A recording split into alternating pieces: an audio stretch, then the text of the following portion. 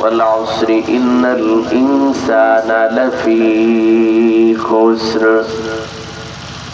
والعصر إن الإنسان لفي خسر আল্লাহ তাআলা বলেন সময়ের কসম। সময় যেহেতু গুরুত্বপূর্ণ বিষয়, এই জন্য আল্লাহ সময়ের কসম খেয়েছেন। আল্লাহ তাআলা কসম খেয়ে বলেন ইন্নাল ইনসানা লাফি খুসর, সমস্ত মানুষ ক্ষতিগ্রস্ত, সমস্ত মানুষ বিপদগ্রস্ত, সমস্ত মানুষ ক্ষতির সম্মুখীন। কিন্তু আল্লাহ আবার সামনের দিকে জানিয়ে দেয় ইল্লাল্লাযীনা আমানু, কিন্তু তারা না যারা ঈমান আনবে। কার উপরে? জোরে গণ, আরো জোরে। আল্লাহর উপরে এক নম্বরে আমাদের ঈমান আনার দরকার আছে না নাই? কথা কয় না। আল্লাহ তাআলা বলেন ইল্লাল্লাযীনা আমানু, তারা না যারা ঈমান আনবে। এক নম্বর গুণ, এই গুণটা যাদের মধ্যে থাকবে, আল্লাহ তাআলা এক নম্বরই শর্ত দিয়েছেন ঈমান।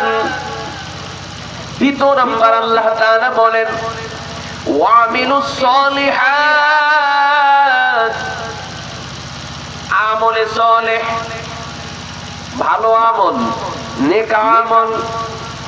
তাহলে এক নম্বর শর্ত হলো যারা ঈমান আনবে।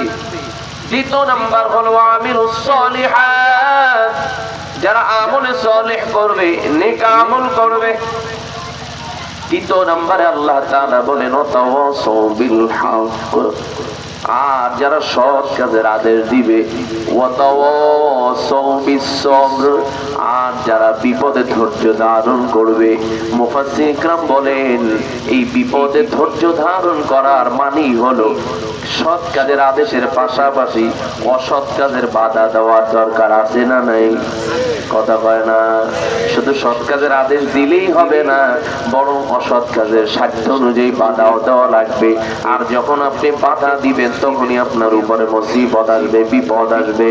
আর সেই বিপদে অবশ্যই আপনাকে ধৈর্য ধারণ করা লাগবে। এই জন্য বন্ধু জবাব হলো এই সংক্ষিপ্ত সফরে আল্লাহ তাআলা প্রেরণ করেছেন। তাহলে এখান থেকে এক নম্বর জবাব, আমরা সবাই আসামি। আমরা কি ভাই? জোরে কোন। বক্তাও আসামি, শ্রোতাও আসামি, পীরও আসামি, মুরিদও আসামি, ইমামও আসামি, মুক্তাদিও আসামি। আল্লাহ যদি জিজ্ঞেস করে বসে, জবাব দেওয়ার ক্ষমতা জমিনের মধ্যে কারো নাই। সবাই আমরা আসামি।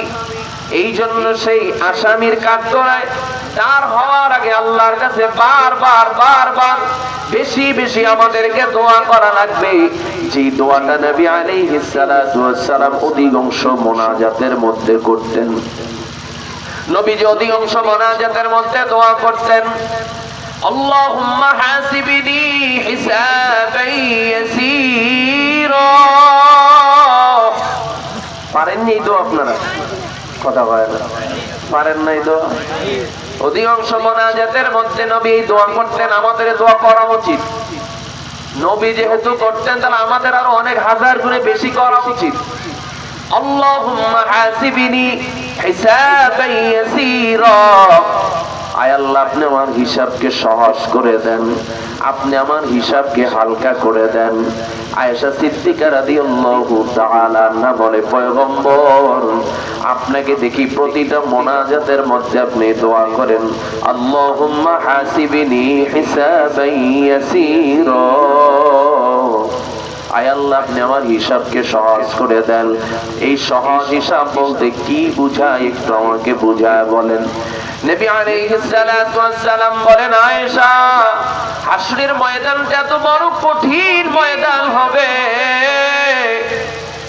যেখানে মানুষ শুধু নিজে বাঁচার জন্য চেষ্টা করবে। মানুষ এতটা বেশি পেরেশান থাকবে যে হাশরের ময়দানে কেউ কারো পরিচয় দেওয়ার চিন্তাও করবে না। ওই হাশরের ময়দানে আল্লাহ যদি কারো কাছে প্রশ্ন করে বসে, জবাব দেওয়ার ক্ষমতা কোনো নবীরও নাই। কি বলেন? নবীরাও আল্লাহর বান্দা না? কথা কয় না। আল্লাহর বান্দারা আল্লাহর সৃষ্টি না নবীরা? আল্লাহ যদি নবীদের কাছেও জিজ্ঞাসা করেন, জবাব দেওয়ার ক্ষমতা কারো নাই। শুধু তাই নয়, যদি আপনার আমার কাছে প্রশ্ন করে, আপনার আমার কাছে যদি প্রশ্ন করে, ও গোলাম, তোকে আমি 60-70 বছর হায়াত দিয়েছিলাম, এই 60-70 বছর হায়াতের মধ্যে আমি আল্লাহ অসংখ্য নিয়ামত তোকে দান করেছিলাম। ثم لتسألن يومئذ عن النعيم। আল্লাহ বলেন, প্রতিটা নিয়ামতের হিসাব আমি আল্লাহর কাছে দেওয়া লাগবে। এখান থেকে জবাব হলো, যদি আল্লাহ জিজ্ঞাসা করেন, কোন নিয়ামতের জবাব দেওয়া লাগবে না, মাত্র একটা নিয়ামতের জবাব আমি আল্লাহর কাছে দিয়ে যাও। তুমি দুনিয়ায় থাকা অবস্থায় মিলিয়ন বিলিয়ন ট্রিলিয়ন গিলানকে গিলান পানি আমি আল্লাহ তোকে খাওয়াইছিলাম, আজকে এক গ্লাস আমি আল্লাহর নিয়ামত পানি যে তুই গ্রহণ করেছিলি, এই এক গ্লাস পানি নিয়ামতের হিসাব আমার কাছে দিয়ে যা। এই এক গ্লাস পানি নিয়ামতের হিসাব, এইটা দেওয়ার মতো ক্ষমতা দুনিয়ার কোন মানুষের নাই। অথচ এই পানি কত অপচয় করে দেয়। এই জন্য একটা বিষয়ে সতর্ক থাকবেন। আমরা যখন অজু করতে যাই, বিশেষ করে ট্যাপে অজু করি, এই ট্যাপে অজু করার ক্ষেত্রে অনেক বেশি পানি অপচয় হয়। এই পানি কার নিয়ামত? কথা কয় না। পানি আল্লাহ তাআলার নিয়ামত। তা আল্লাহর নিয়ামতের শুকরগুজারি দরকার নেই? নিয়ামতের নাশুকরি করলে আল্লাহ সেই নিয়ামতের বরকত উঠে নিয়ে যায়, বরকত থাকে না। খুবই সতর্ক। দেখে গেছে অজু করতে গেছি, আমি দাঁত ফিলাল করতেছি, পানি পড়তেছি, আমি মাথা মাছে করতেছি, পানি ছাড়াই আছে, হ্যাঁ, আমি দাড়ি ফিলাল করতেছি, পানি পড়তেই আছে। এটা ঠিক না। আপনি যতটুকু প্রয়োজন ততটুকু গ্রহণ করেন, আল্লাহ তো নিষেধ করে নাই। কিন্তু আপনি যতটুকু পানি নষ্ট করতেছেন, ওইটাও যদি আল্লাহ জিজ্ঞাসা করে জবাব দেওয়া লাগবে। খুব সতর্ক। এই জন্য আল্লাহ তাআলা সূরা আর-রহমানের মধ্যে বারবার বলেছেন, فبأي آلاء ربكما تكذبان।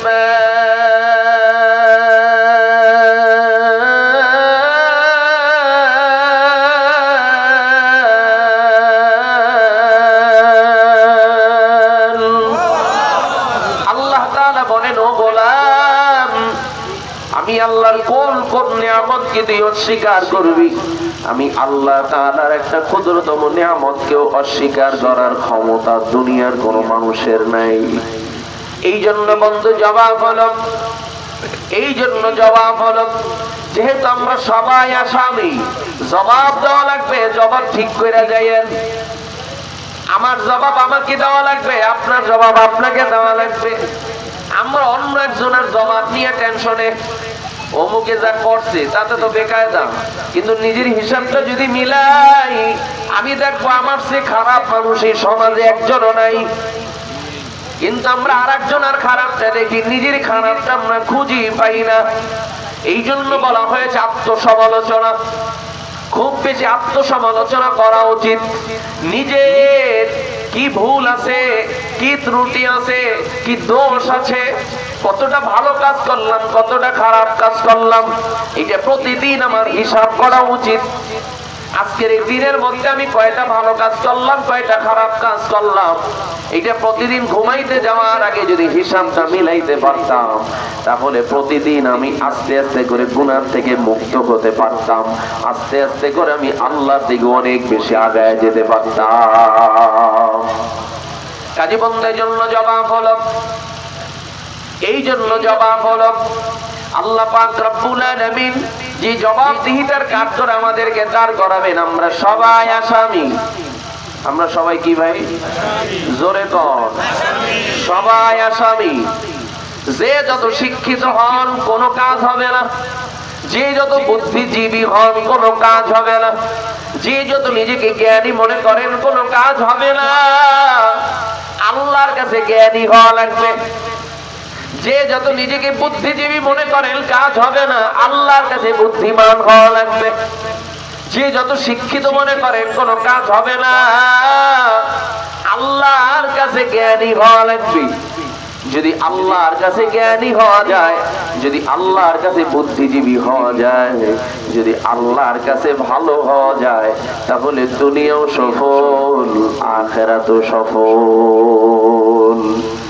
এই জন্য জবাব হলো, এই জবাবদিহিতার তার নামটা যখন আমরা দাঁড়াবো ফাইনালি হাসরের ময়দানে আল্লাহর আদালতে, এর আগেও দুনিয়ার থেকে বিদায় হওয়ার আমাদের কয়েকটি ঘাঁটি আছে না নাই? কথা কয় না? এই ঘাটির মধ্যে দুনিয়ার থেকে যাওয়ার একটা মাধ্যম হলো, যারা মুমিন তারাও তো আল্লাহর কাছে যাবে, যারা গুনাহগার তারাও তো যাবে, যার প্রাণ আছে তার মৃত্যু আছে, যার যে আল্লাহ তাআলা যাকে মানুষ হিসেবে সৃষ্টি করেছেন অবশ্যই আল্লাহর আদালতে যাওয়া লাগবে। এই জন্য হাসরের ময়দানে যাওয়ার রাস্তা কোথায়? হাসরের ময়দানে অথবা আল্লাহ তাআলার কাছে অথবা জান্নাতে যাওয়ার জন্য কি বিমান ব্যবহার করা যায়? বলি, এই যে বিমান ব্যবহার করে সোজা উঠতে যাই, এই মরা টরা জম্মের ঝামেলা, এগো অনেকের কষ্ট মুসিবত, আবার এই মাটির ঘরে থাকতে হইব, কাদা মাটি এইটা সেইটা কত যন্ত্রণা। এসে কিন্তু সোজা যদি উঠতে যাইতে পারি তাহলে আরো বেশি ভালো হয় না? কি কোন এরকম কোন কায়দা আসেনি যাওয়া? কোনো কায়দা নাই। আল্লাহর কাছে যেতে হলে মাধ্যম একটাই, মৃত্যু নামীয় দরজারই প্রবেশ করতে হবে। জান্নাতে যেতে চান, ডাইরেক্টলি যাওয়ার সুযোগ নেই, মৃত্যু নামীয় দরজার থেকে আপনাকে প্রবেশ করে তারপরে যেতে হবে। আখিরাতের জিন্দেগিতে যেতে চান, যেতে হলে মৃত্যু নামীয় দরজা দিয়ে আপনাকে প্রবেশ করতে হবে, ভিন্ন কোনো রাস্তা নাই, ভিন্ন কোনো রাস্তা নাই। এখন কি এই জন্য যে গলায় ধরে দেবেন নাকি? কথা হয় না, যে যাইতে হলে তো মরা লাগবে, মরা ছাড়া তো আল্লাহর কাছে যাওয়া যাইবে না। এই জন্য যাইয়ে একসাথে গোসল গোসল গলায় ধরে শুরু করে দেবেন। মরি না এই জন্য যাইতে পারি না, এই জন্য কি জোর করে মরা যাইব নি? কথা হয় না। এটাকে বলবে আত্মহত্যা, নিজ ইচ্ছায় নিজের জীবনকে শেষ করে দেওয়া। এই সমস্ত মানুষগুলো আল্লাহর আদালতে আসামি হয়ে যাবে, আল্লাহর আদালতে আসামি হয়ে যাবে, কঠিন শাস্তির সম্মুখীন হতে হবে। আজকে আমাদের সমাজের মধ্যে আত্মহত্যা কম না বেশি? অনেক। শয়তানও ডিজিটাল হয়ে গেছে, দেশও ডিজিটাল, শয়তানও ডিজিটাল, অসহায় ডিজিটাল পদ্ধতিতে। এই যে দেখেছেন কয়েকদিন আগে, হয়তো সম্ভবত উনি হিন্দু, একজন পুলিশ, যে কোনো সমস্যার মধ্যে হয়তো বা আছে, তাদের জন্য তো এমনি জান্নাত নাই, কিন্তু তারপরেও এটা সমাজ একটা ব্যাধিতে পরিণত হয়ে গেছে। বছর কয়েক আগে আপনারা দেখেছেন, হয়তো 2 বছর আগে সম্ভবত, যে লাইভে আইসা মোবাইলে এইবার সবার কাছে বললে টললে এই ঝামেলা, আমি একলা ঘরের মধ্যে থাকি, একাকিত্ব আর ভালো লাগে না, ছেলে কাছে নাই, মেয়ে কাছে নাই, ব্যাস নিজে নিজে পিস্তল দিয়া মাথায় লাগাই দিয়েছে, শেষ। বাইসে গেছে নাকি? বাইসে গেছে, ঝামেলায় পড়ছে। অনেকে মনে করে মরলেই ঝামেলা শেষ। মরলে কি ঝামেলা শেষ না ঝামেলা শুরু? কথা হয় না। ঝামেলা শুরু হয়, ঝামেলা শুরু, মরলে ঝামেলা শেষ না। উনি মনে করছে মরলেই শেষ। এই যে দেখলাম সে পুলিশ কি করলো, হয়তো সম্ভবত তার নির্ধারিত কক্ষের মধ্যেই যে রাইফেল আছে, সে রাইফেলে লোড দিয়া নিজের মাথায় ঠেকাইয়া এরপরে ব্যাস ফায়ারিং করে মাথায় দিয়ে জায়গায় পড়ে গেছে, শেষ। আজকে বিভিন্ন জায়গায় দেখা যায়। এই জন্য 2টা শব্দ থেকে সবসময় সতর্ক থাকবেন। কয়টা শব্দ? জোরে কন। আমাদেরকে ডিস্টার্ব হয় মনে আপনাদের, না কষ্ট হয়? অবশ্যই ডাইরেক্ট আসে তো, এই জন্য। যাই হোক, 2টা শব্দ থেকে সতর্ক থাকবেন খুব বেশি। কয়টা শব্দ বলেন? জোরে বলেন। 2টা শব্দ, একটা হলো তালাক, আর একটা হলো বাঁচবো না, মইরা যাব, আর বাঁচতে মনে চায় না। এই 2টা শব্দ উচ্চারণ করবেন না। যখন উচ্চারণ করবেন দেখবেন শয়তান আপনার পিছু হয়েছে, ছাড়বেই না আপনারে। আপনার হয়তো এড়াতে পারবেন না, যে কোনো সময় আপনার মেজাজ এমন গরম বানায় দিবে। এই তালাক শব্দ, এটা মস্কারিতেও বলে অনেকে, খবরদার, এটা মস্কারি কোনো শব্দ না, কঠিন জিনিস। মস্কারি করে অনেক কিছু বলার আছে, এই জন্য তালাক বলতে হবে কেন? হ্যাঁ, এইটা হলেই তালাক, ওইটা হলেই তালাক, তাহলে কিন্তু রাখবো না, সাইডা দেবো, তালাক দিয়ে দেবো, এটা উচ্চারণই করবেন না। এটা উচ্চারণ করছেন বাকি বিপদে পড়বেন। জবান উচ্চারণ করছেন বাকি শয়তান আপনার মুখ থেকে বাইর ফিরে দিবে, আর বাইর করছেন বাকি বিপদে পড়ছেন। কোনো কাজ হবে না, কোনো কাজ হবে না। খুব সতর্ক। দ্বিতীয় নাম্বার, দেখবেন যারা বলবে একবার যে আর বাঁচতে মনে চায় না, এই ঝামেলা আর সহ্য হয় না, মরে যাব, এই শব্দ যারা উচ্চারণ করে, ওরা আজ হোক কাল হোক, কচু গাছের লগে হোক আর ইঁদুরের ঔষধ খাইয়ে হোক, ওরে শয়তান অসুস্থ দিয়ে মারবেই, কোনো ভুল নাই। আজ অথবা কাল বলবেন যে এখন বয়স হয়ে গেছে, ছেলে মেয়ে বড় হয়ে গেছে, নো, শয়তান আপনার যে পিস লইছে তালিম দিতেই থাকে। তুই না বললি কতগুলো মানুষের সামনে বৈশা যে মইরে যাবি ইঁদুরের ঔষধ খাইয়া, এখনো যদি বাঁচতে আছে, তার তোর কথার দামটা কি রয়েছে? তোর একটা গ্রহণযোগ্য আছে না? বাঁচতে করবি কি?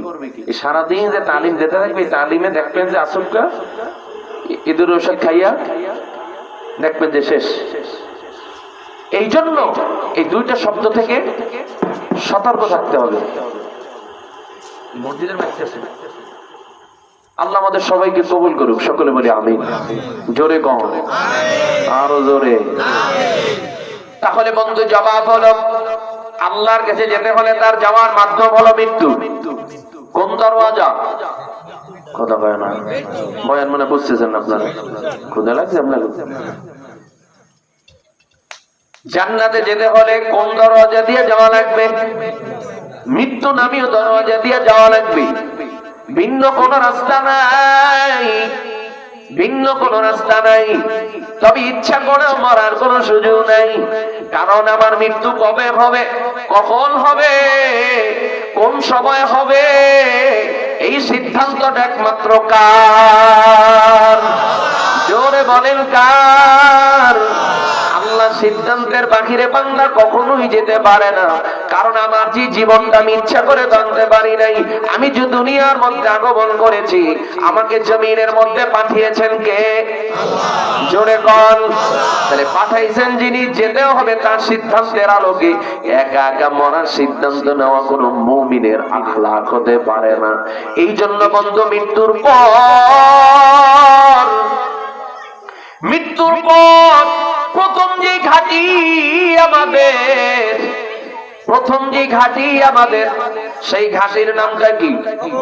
জোরে কন, আরো জোরে। যাওয়া লাগবো নি? হয়তো এটা অনেকের কপালেও নাও থাকতে পারে, কবর। তবে এখানে একটা বিষয় আছে, একটু ক্লিয়ার করতে চাই। কবরের জিন্দেগি বলতে আমরা কি মনে করি? কবরের জিন্দেগি বলতে শুধু মাটির ঘরকে কবরের জিন্দেগি বলে না। আমরা মনে করি অমুকে কবর পায় নাই, অথচ হাদিসের মধ্যে আছে দুনিয়ার থেকে সর্বশেষ যিনি ইন্তেকাল করবে তাকেও কবরের জিন্দেগিতে থাকতে হবে কমপক্ষে 40,000 বছর। কত বছর? 40,000 বছর। তাহলে এবার একটু আমার প্রশ্নের জবাব দেন।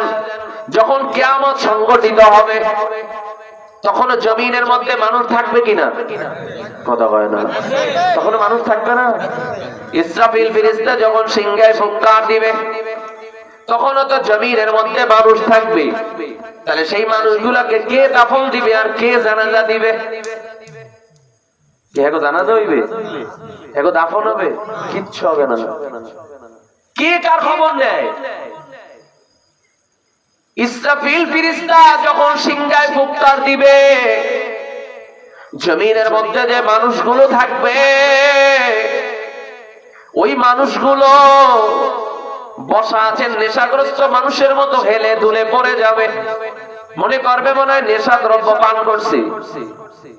সন্তান মায়ের কোলে দুগ্ধ পান করতেছে, মাও ঢলে পড়ে যাবে, সন্তানও ঢলে পড়ে যাবে। কেউ কারো খবর নেওয়ার সুযোগ নাই। যে যেখানে আছে সেখানেই মৃত্যু হয়ে যাবে। তবে শুধু তাই নয়, এখানে আর একটা বিষয় আছে।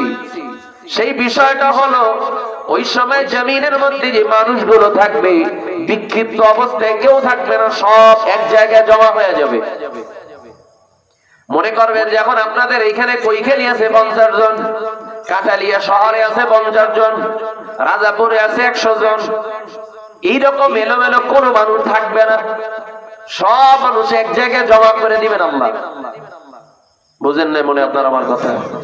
এলোমেলো আর কেউ থাকবে না, কোথাও এলোমেলো থাকবে না, সব এক জায়গায় জমা হবে। তো কিভাবে হবে সেটা? কিভাবে হবে?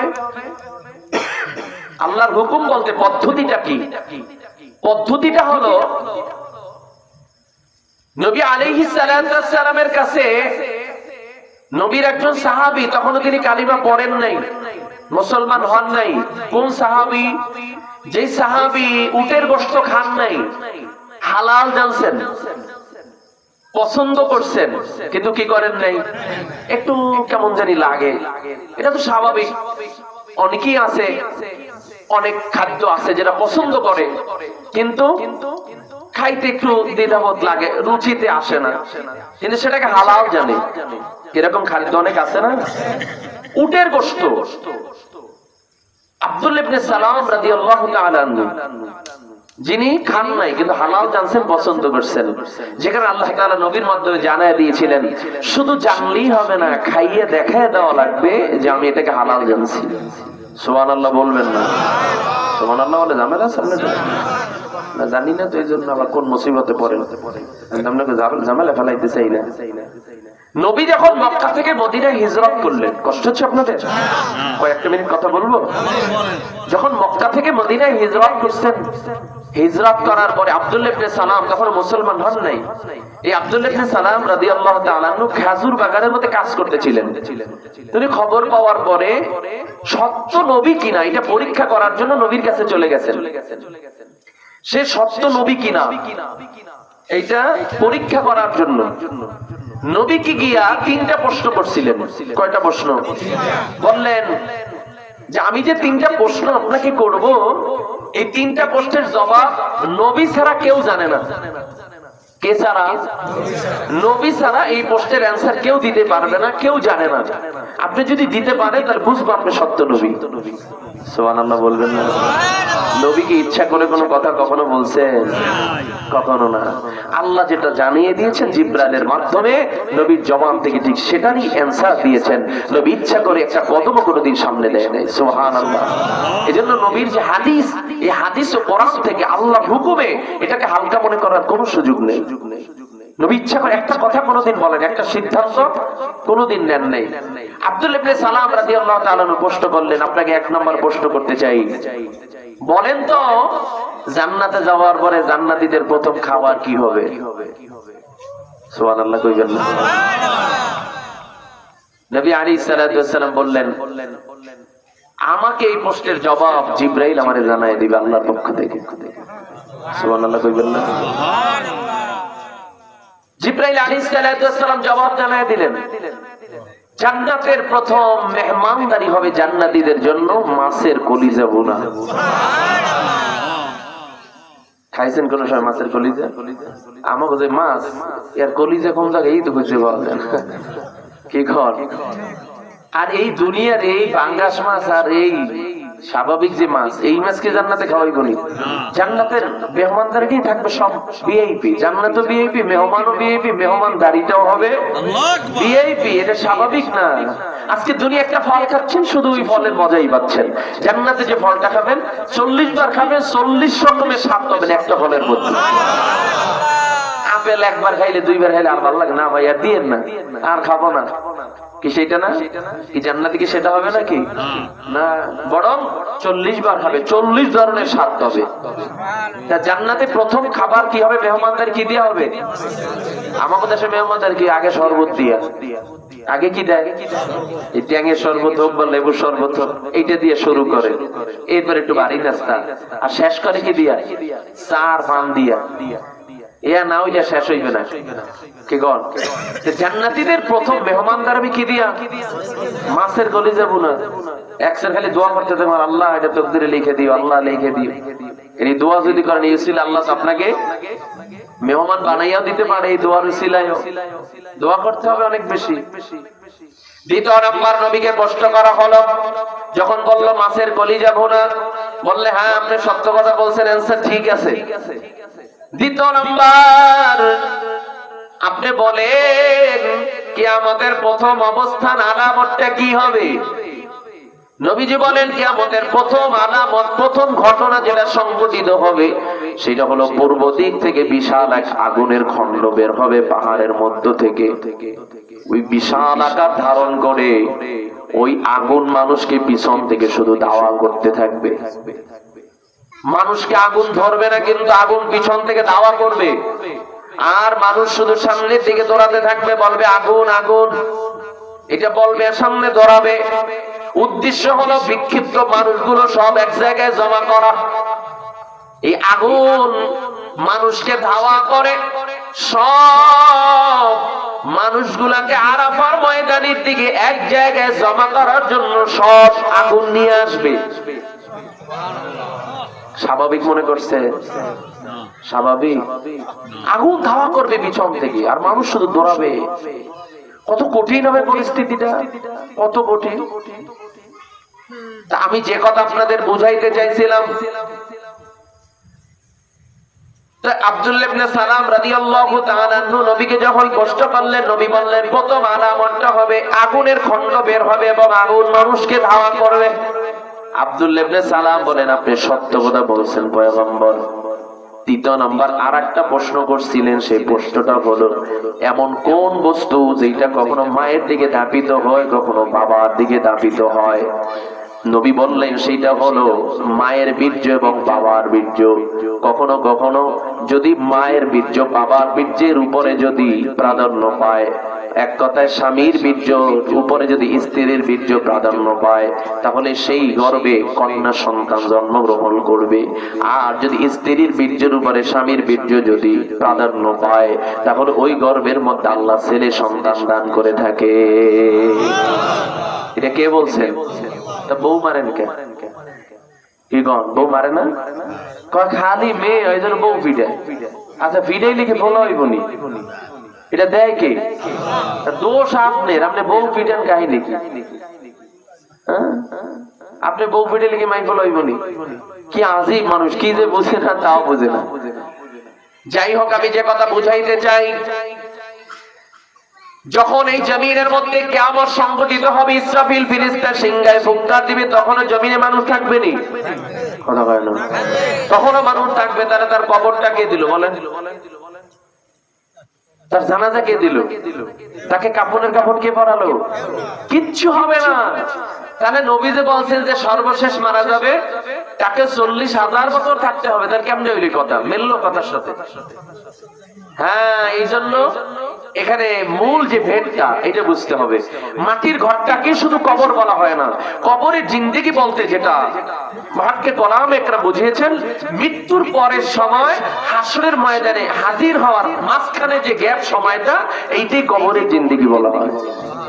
সুবহানাল্লাহ কইবেন না? এবার বলবেন তাহলে তো ইসরাফিল ফেরেশতা সিংহায় ফুৎকার দিল, কিয়ামত হইল, 40,000 বছর পাইলেন কই? এটা প্রশ্ন নাই? 40,000 বছর পাইলেন কোথায়? 40,000 বছর পাওয়ার মূল কাহিনী হলো ইসরাফিল ফেরেশতা যে সিংহায় ফুৎকার দিবে, কোন কোন বর্ণনা আছেন 2টা, কোন বর্ণনা আছেন 3টা। দুইটা শক্ত বেশি, মজবুত বেশি। 2টা ফুৎকার দিবেন একটা না। প্রথম ফুৎকার দেওয়ার পর মানুষগুলোর এই যে আওয়াজ, সিংহায় ফুৎকারের আওয়াজ আস্তে আস্তে বাড়তে থাকবে, বাড়তে থাকবে, বাড়তে থাকবে। ডাইরেক্টলি এসে লাগবে না। কিভাবে হবে? আওয়াজ করুণ সুরে আসতে থাকবে, করুণ সুরে আসতে থাকবে আওয়াজ। ওই আওয়াজটা আস্তে আস্তে বাড়তে থাকবে, বাড়তে থাকবে, বাড়তে বাড়তে এত বিকট হবে, এত তিক্ত হবে, মানুষের কানের তালা ফাটিয়া রক্ত পড়ে যাবে। মানুষ সহ্যই করতে পারবে না। আজকে দেখেন, একটা মানুষ একজনের পাশে বসে একটু জোরে যদি হাসি দেয়, কি কর? এইটা লাভ দেয় 800 টাকা, বাড়া এর কয় কি? কি কন এটা সহ্য করতে পারে? কন এটা হাসি একজনের কানের ধরে বসে আর একজন এইটা সহ্য করতে পারে না। আকাশে যখন বিজলি চমকায়, যখন বজ্রপাত হয়, এই বজ্রপাতের আওয়াজ মানুষ সহ্য করতে পারে না। এর চেয়ে হাজার হাজার হাজার হাজার কঠিন গুণে বিকট শব্দ হবে ইসরাফিল ফেরেশতা সিংহার ফুৎকারের আওয়াজ। যে আওয়াজটা এত বিকট, আস্তে আস্তে হবে, এত তীক্ষ্ণ হবে, মানুষ সহ্য করতে পারবে না।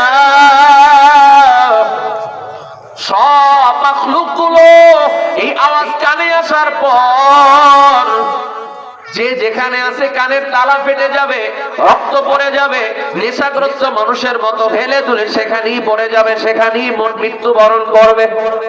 কেউ কাউকে দেখার মতো নাই। ইসরাফিল ফেরেশতা যে সিংহায় ফুৎকার দিবেন, এই প্রথম ফুৎকার দেওয়ার পর সব মানুষ মরে যাবে। শুধু তাই নয়, এই যে আসমান দেখতেছি, আসমান খসে খসে জমিনে পড়ে যাবে। বিশ্বাস হয় না আপনাদের? সুবহানাল্লাহ, জোর হইল না তো? শুধু তাই নয়, সূর্য আর সূর্যের জায়গায় থাকবে না, চন্দ্র আর চন্দ্রের জায়গায় থাকবে না, তারকা তারকার জায়গায় থাকবে না, জমিন জমিনের জায়গায় থাকবে না, পাহাড় পাহাড়ের জায়গায় থাকবে না। সবগুলো তুলার মতো শুধু উঠতে থাকবে, সব তুলার মতো উঠতে থাকবে, ধ্বংস হয়ে যাবে, কোনো কিছুর অস্তিত্ব থাকবে না। এই জন্যই তো আল্লাহ তাআলা কালামের মধ্যে জানিয়ে দিয়েছেন, কুল্লু মান আলাইহা ফানি ওয়া ইয়াবকা ওয়াজহু রাব্বিকা যুল জালালি ওয়াল ইকরাম।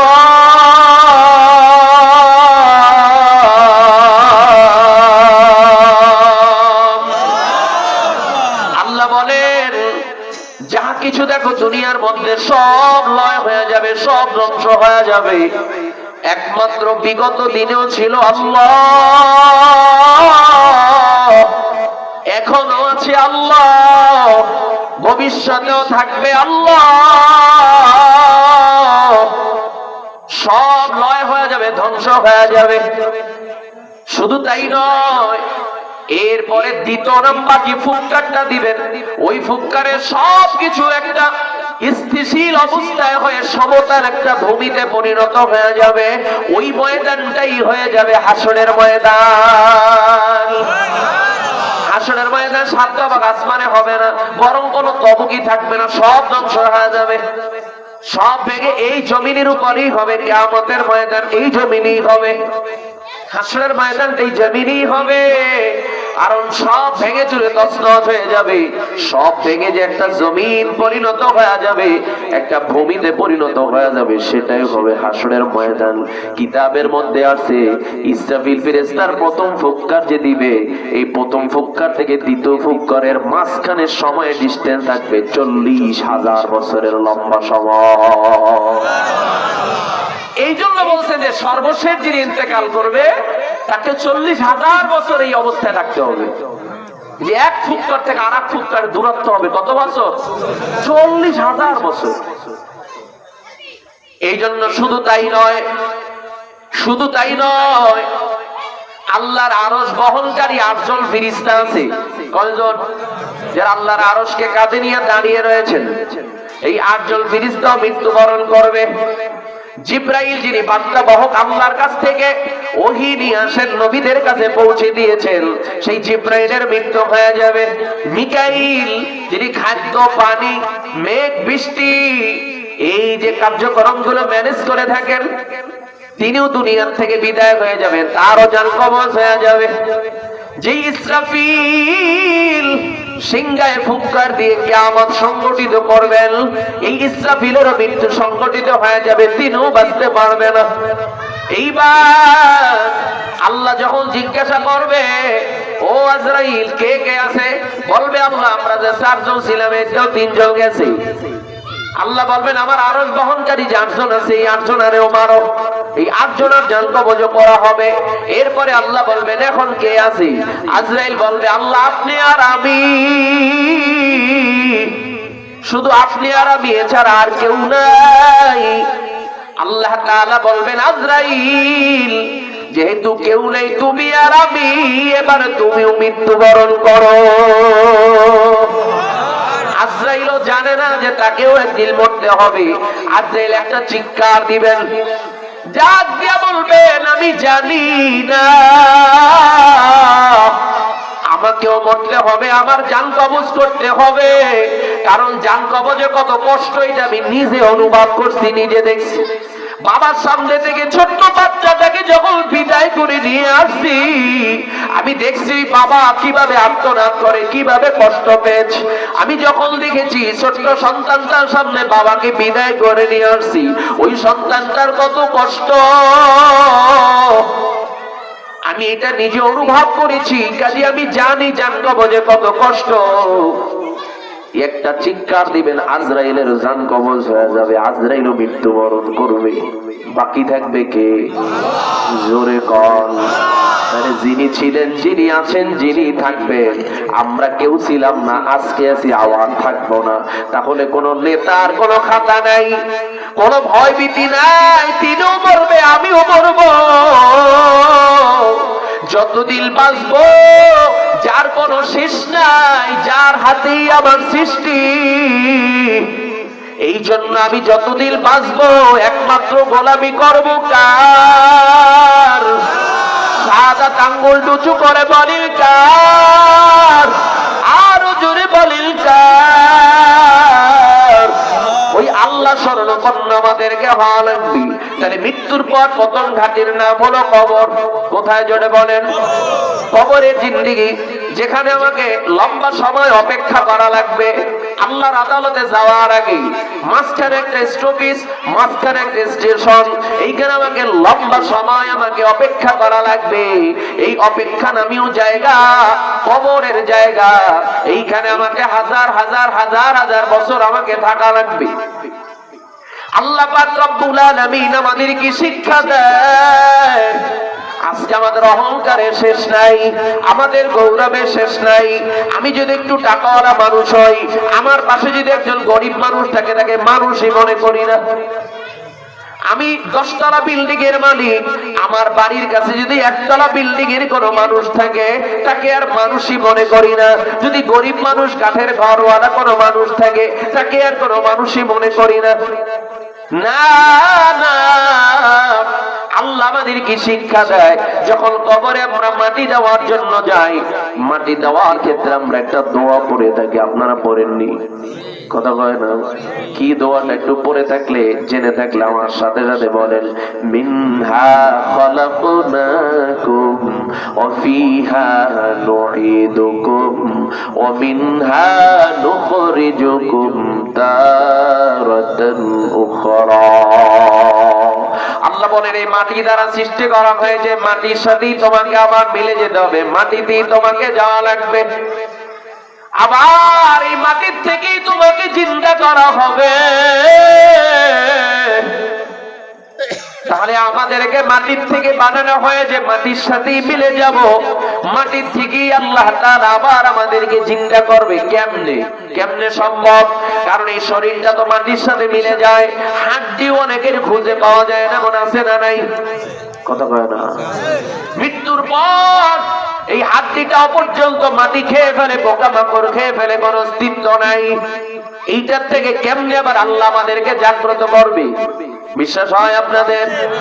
এটার অনেকগুলো থিওরির 1 নম্বর থিওরি, আল্লাহ চাইলে যে কোনো মাধ্যমে পারে। এটা আমাদের ঈমান। যিনি বানাইছেন তিনি আবারও বানাইতে পারবেন। কি পারবে না? পারবে না? এটা আমাদের 1 নম্বরের আকীদা। 2 নম্বরের থিওরি হলো, যুক্তি হলো, এই যে আমাদের মেরুদণ্ডের একটা হাড্ডি আছে, আসেনি আপনাদের লাগে মেরুদণ্ড?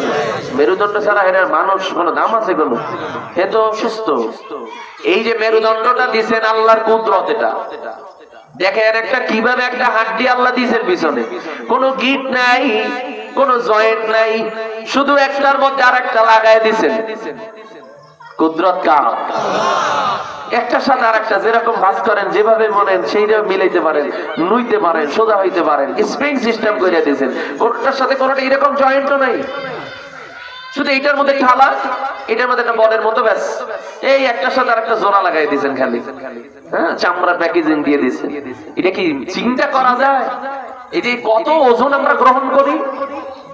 হ্যাঁ 2 মণ 3 মণ ওজনের বোঝাও তো মাথায় নেই, কাঁধের উপরে নেই, কত রিস্ক নেই। এই মেরুদণ্ডের হাড্ডির একদম নিচ পয়েন্টে কোমরের বরাবর ছোট্ট একটা বলের মতো আছে, বলের মতো। একটু দেখবেন ওই যে মানুষের যে শরীরের ক্যাটালগ আছে, কঙ্কাল আছে, ওইটা খেয়াল করে দেখবেন ছোট্ট একটা বলের মতো আছে একদম গোড়ায় গিয়া।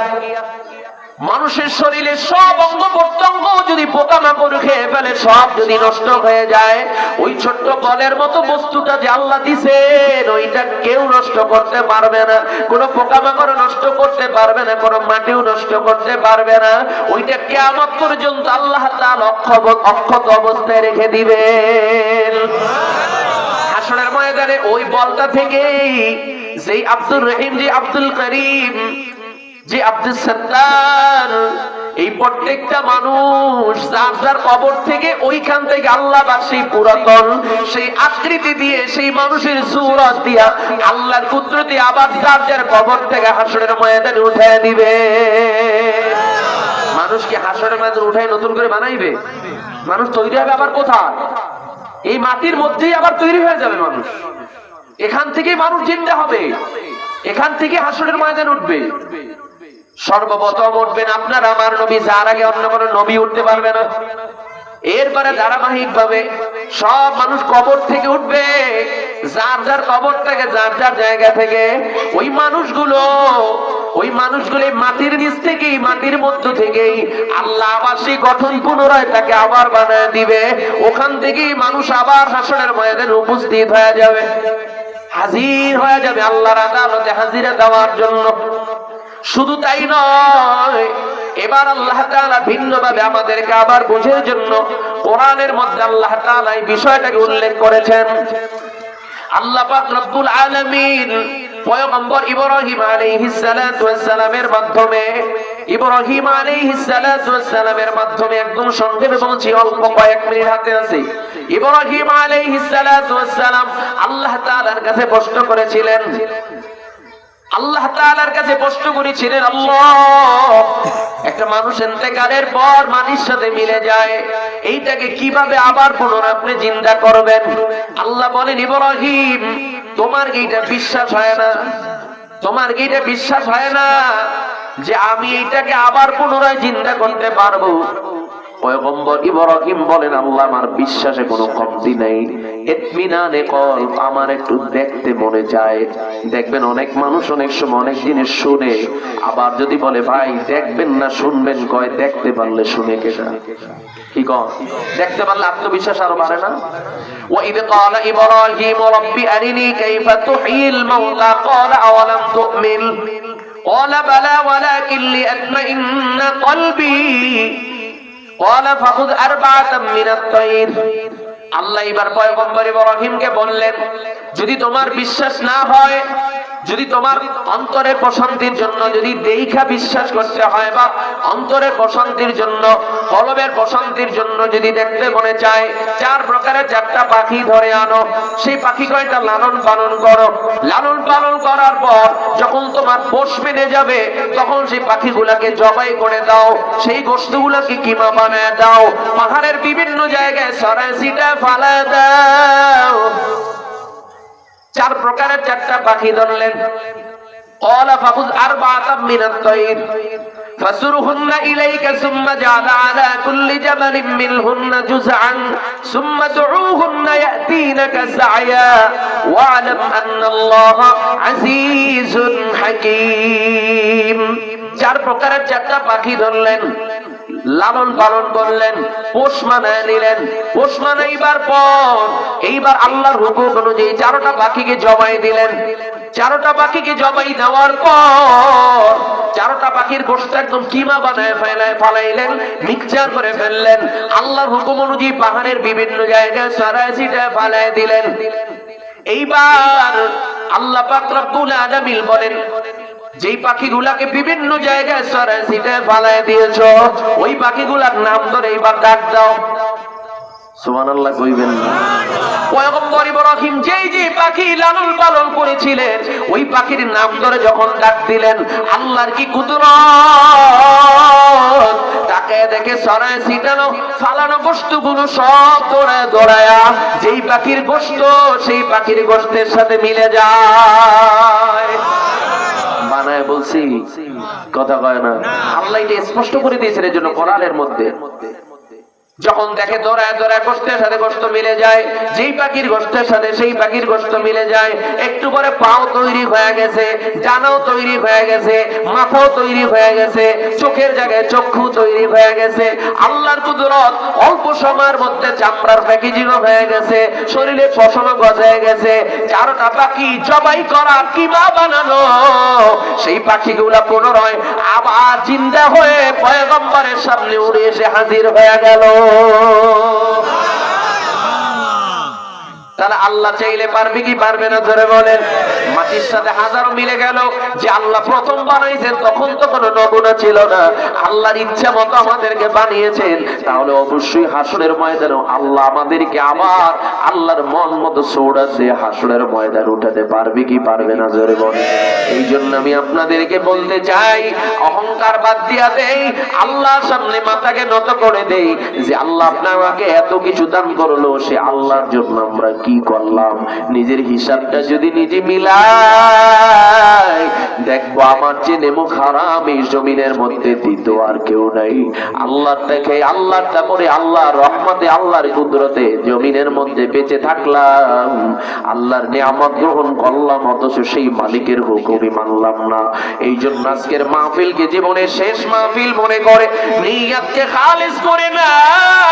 আল্লাহর গোলামি বাদ দিব না, নবীর তরিকার বাহিরে চলবো না, হালাল হারাম তমিজ করে চলবো। যতদিন বাঁচবো আল্লাহর নিয়ামতের শুকর গুজারি করব, নবীর তরিকার উপরে জিন্দেগিটা চালাইব। এমন নিয়ত যদি অন্তরে থাকে, আল্লাহর ভালোবাসা মোহাব্বত যদি অন্তরের মধ্যে জায়গা নেয়, ওই আল্লাহকে রাজি এবং খুশি করার জন্য খাঁটি নিয়তে দুইটা হাত আমার আল্লাহর জায়গায় দেখা দেন। আয় আল্লাহ আমাদের প্রত্যেককে 5 ওয়াক্ত নামাজ হিসেবে কবুল করে নেন, নবীর তরিকার উপরে চলার তৌফিক দিয়া দেন, আপনার নিয়ামতের প্রশংসা বেশি বেশি করার তৌফিক দিয়া দেন, হালাল হারাম তমিজ করে চলার তৌফিক দিয়া দেন। যেদিন দুনিয়া থেকে বিদায় হইব, ঈমানের মতো দৌলত দিয়া বিদায় হওয়ার তৌফিক দান করেন। সবাই বলি আমিন।